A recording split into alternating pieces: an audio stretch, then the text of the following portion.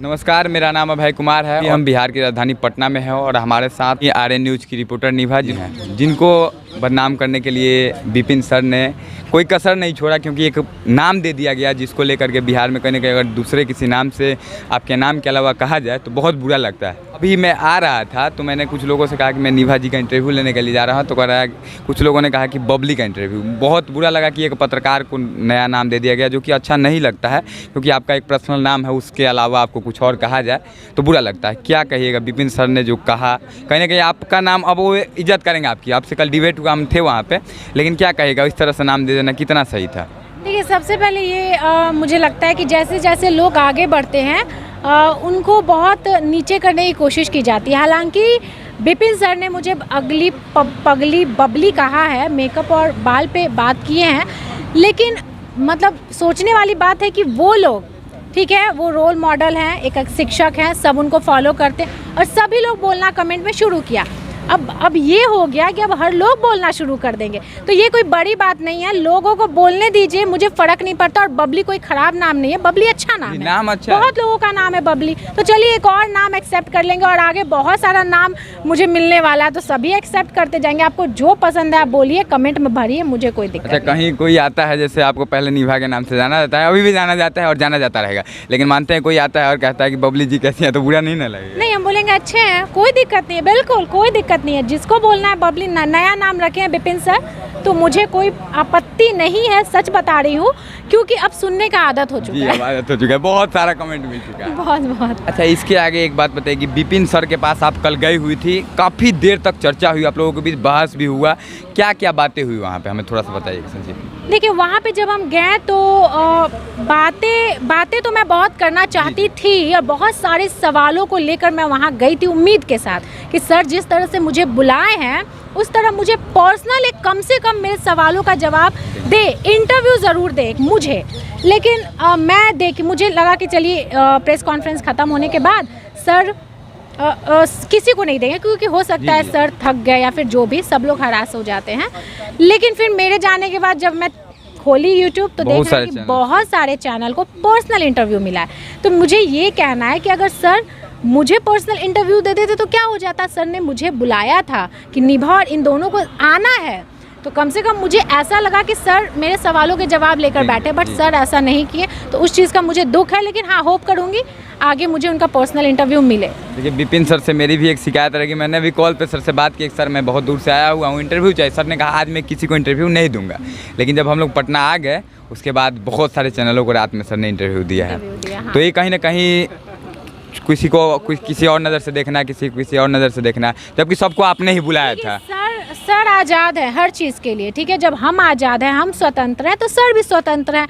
Sir को जहां comfortable लगा सर उनको इंटरव्यू दिए। हमारे साथ सर कंफर्टेबल नहीं थे तो सर हमें इंटरव्यू नहीं दिए, कोई दिक्कत नहीं है। कहीं ऐसा तो नहीं था कि सर को लग रहा था कि अगर आरएन निभा को मैं इंटरव्यू देता हूँ फिर से मुझे घेर लेंगी सवालों के जंजीर में और उसके बाद फिर से मेरा जो हुआ उससे होने लगेगा? सवाल तो मेरा नहीं, सवाल तो उन पंचायत के लोगों का ही था और गाँव के लोगों का ही मैं लेके गई थी। वो मेरा खुद का थोड़े ना था कि मैं घर में क्या खाती हूँ, क्या पकाती हूँ। तो चलिए कोई नहीं, आगे होगा, ऐसा थोड़े ना, सवालों के जवाब मिलेंगे आगे। आरएन निभा जी, आप वहाँ गई हुई थी तो क्या आप अपनी मर्जी से गई थी? ईमानदारी से बताइएगा इस सवाल को, कि आप अपनी मर्जी से गई थी या बुलाने पे गई थी? जब सुबह में मुझे नहीं पता था सर प्रेस कॉन्फ्रेंस रखें, बुलाने पर सर ने तो कहा था, इनविटेशन कोई देता है तब तो जाता है ना, क्योंकि प्रेस कॉन्फ्रेंस में नॉलेज होना चाहिए, इन्फॉर्मेशन होना चाहिए। तो हम सुबह में जब यूट्यूब पर वीडियो मुझे कोई भेजा व्हाट्सएप पे, तो जब मैं चेक की तो मैं देखी कि सर ये बोल रहे हैं कि आज मैं प्रेस कॉन्फ्रेंस 1 बजे रखूँगा और 8 बज गए थे। मैं सुबह जैसे तैसे, क्योंकि बारिश भी बहुत हो रहे थे, जल्दी मैं अपना तैयार होकर के निकल गई, अपनी मर्जी से गई थी, क्योंकि मेरे गांव के जो सवाल हैं उसको लेकर के मैं वहाँ गई थी बस। कहीं ना कहीं इसके बाद जो आपके साथ हुआ है, बहुत सारे गाली पड़ी है, जितने भी चैनल पे पड़े हैं आपको बहुत गालियाँ पड़ी हैं, लेकिन गाली उसी को पड़ती है जो आगे बढ़ रहा होता है। ये बात सच्चाई है इसमें। जितने भी लोगों का इतिहास उठा के देखा जाए, आगे आप उन लड़कियों को क्या कहना चाहिए जो पत्रकारिता के क्षेत्र में आना चाहती हैं, क्योंकि गिने चुने लोग हैं जिनमें से सबसे बड़ी, मुझे लगता है सबसे बड़ा चैनल आप ही का है बिहार में। उन लोगों का क्या कहना चाहिए जो लड़कियाँ पत्रकारिता के क्षेत्र में आना चाहती है और कुछ करना चाहती है?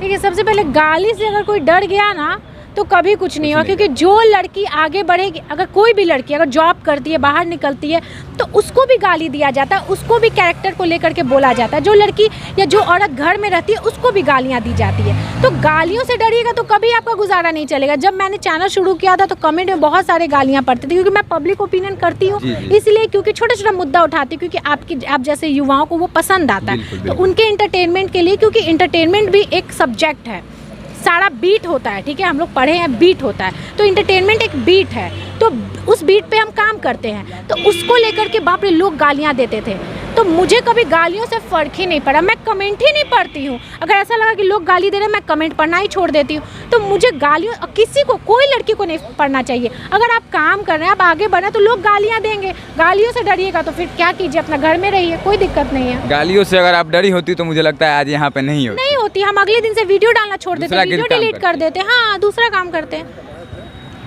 इसके बाद क्या आप फिर से किसी पंचायत में जाइएगा, क्योंकि बहुत सारा ज़्यादा आपको डराया गया, हरास किया गया है, और आपने कहा था कि सर के ऊपर केस भी करेंगे, उस केस को क्या कीजिएगा?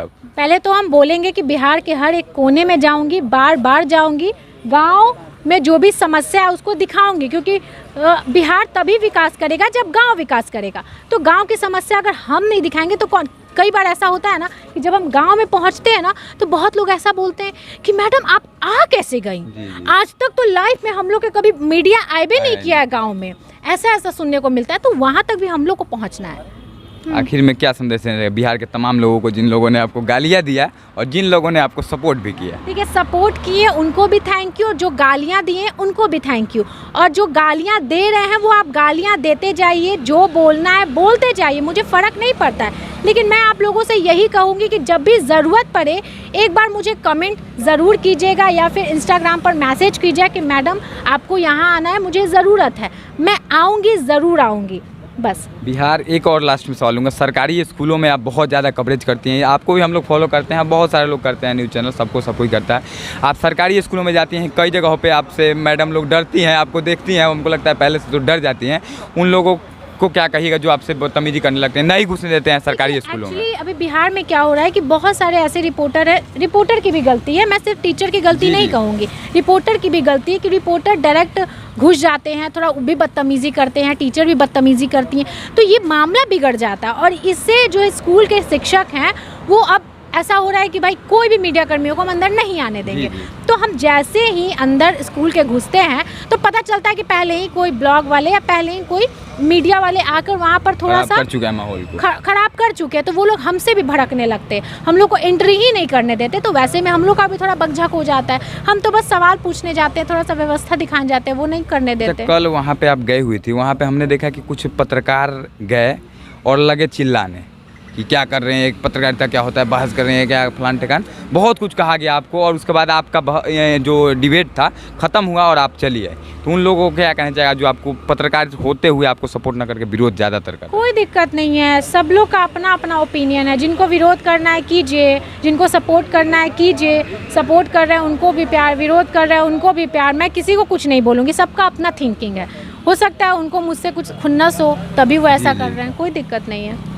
चलिए, यह थी आरएन न्यूज़ की रिपोर्टर निभा, जिन्होंने विपिन सर के विवाद को अब ख़त्म करना चाहती हैं, और आगे से मैं चाहूँगा कि ऐसे ही करते रहिए, क्योंकि कोई कितना भी बड़ा क्यों ना हो, डरना नहीं है। हम लोग चाह रहे हैं कि बिहार बदले, तभी हम लोग कर रहे हैं। अपना कीमती समय दिया उसके लिए बहुत बहुत धन्यवाद। Thank you.